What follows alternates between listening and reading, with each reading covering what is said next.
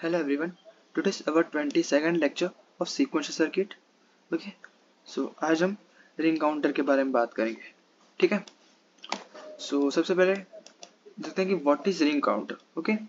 So a ring counter is a type of counter composed of flip-flops connected into a shift register with the output of the last flip-flop fed to the input of the first, making a circular or ring structure.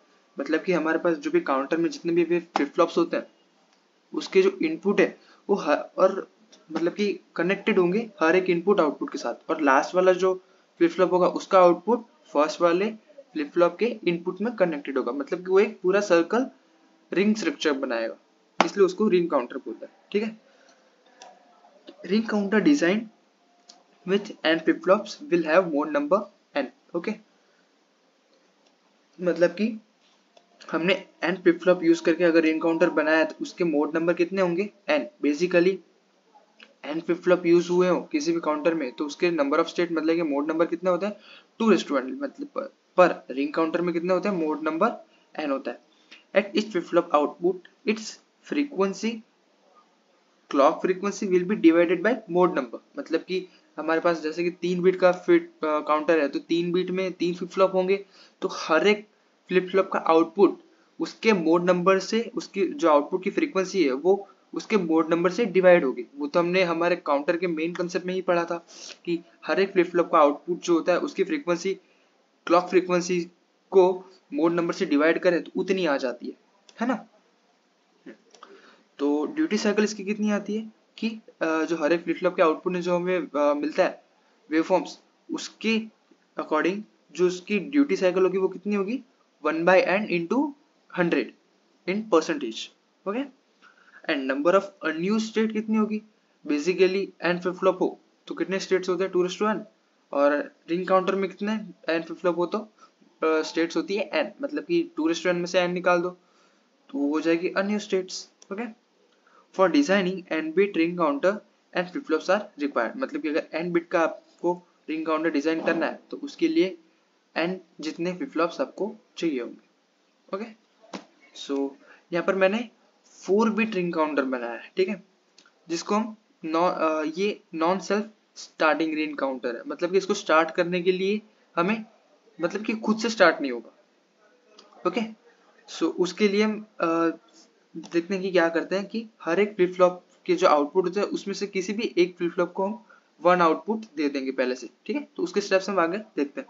तो पहले तो ये देखते हैं कि ये पूरी circuit diagram of 4 bit encounter जिसमें मैंने 4 डी फ्लिप फ्लॉप यूज किए हैं और उसको मैंने कनेक्ट कर दिया है इसका आउटपुट इसके इनपुट के साथ, आउटपुट इनपुट के साथ, और लास्ट वाला फ्लिप फ्लॉप का आउटपुट फर्स्ट वाले फ्लिप फ्लॉप के इनपुट के साथ. ठीक है. वो क्लॉक हो गया. और ये है सिंक्रोनस काउंटर क्योंकि मैंने यहाँ पर सबको सेम क्लॉक दी है तो ये सिंक्रोनस काउंटर होता है. ठीक है. रिंग काउंटर है वो सिर्फ सिंक्रोनस काउंटर से ही बन सकता. ओके. सो अब हम इसके थोड़े स्टेप्स देखते हैं. सबसे पहले क्या किया कि this 4 bit ring counter it is non self starting counter. We use 4 bit synchronous counter and in this counter we use D flip flop जो कि हमने डायग्राम में देखा. Because of non self starting counter we must take 1 at the output of one of flip flop. क्योंकि ये non self starting counter ring counter है इसीलिए हम ये 4 फ्लिप फ्लॉप में से किसी एक फ्लिप फ्लॉप का आउटपुट हम 1 रखेंगे, तभी जाके वो नेक्स्ट स्टेट हमारी बनती जाएगी. अगर 0-0 होगी, चारों के आउटपुट 0-0 होंगे तो वो जो रिंग जो नेक्स्ट स्टेट देगा वो तो वापस 0 ही आएगी. ठीक है. तभी जाके वो वर्क करेगा ना. रिंग मतलब क्या? एक पूरा लूप बनाएगा, सर्कुलर पाथ बनाएगा. तो अगर 1-0-0 है तो उसको एक एक बीट पीछे खींचता रहेगा. ठीक है. अगर 0 रहेगा तो 0-0-0-0 तो कोई फर्क ही नहीं पड़ेगा, 0-0 स्टेट ही रिपीट होती जाएगी. इसलिए इसको non self starting ring counter बोले क्योंकि स्टार्ट करने के लिए हम सबसे पहले क्या करते हैं किसी भी एक फ्लिप फ्लॉप के आउटपुट को हम 1 रखते हैं. ओके.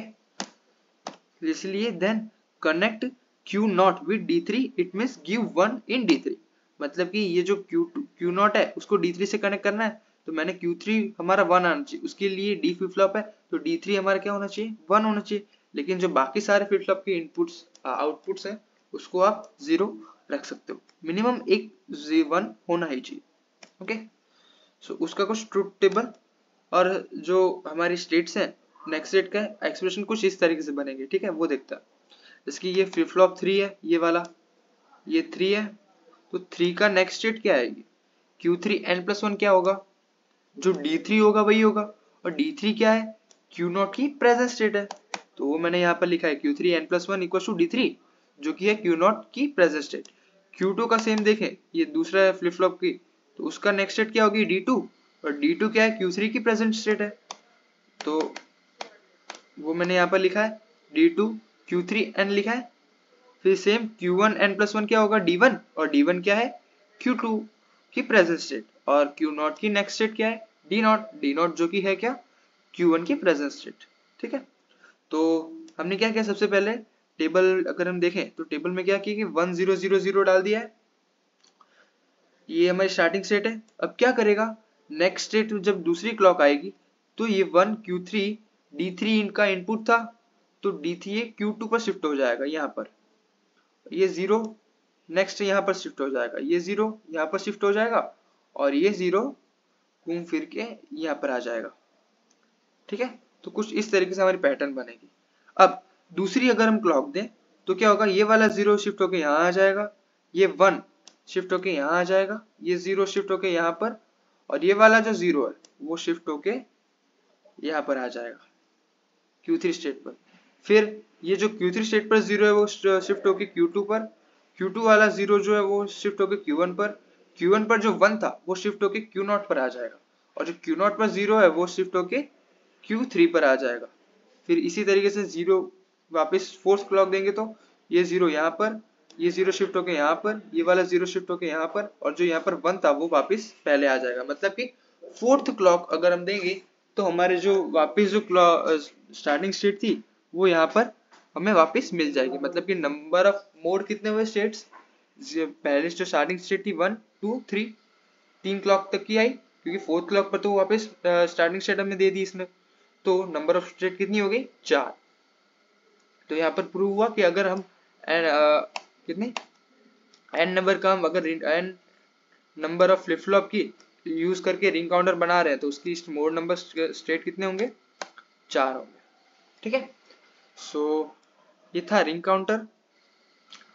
तो हम आगे ऐसे ही सीक्वेंशियल टॉपिक के बारे में पढ़ेंगे आगे। So for the stay tuned and for this video, thank you so much.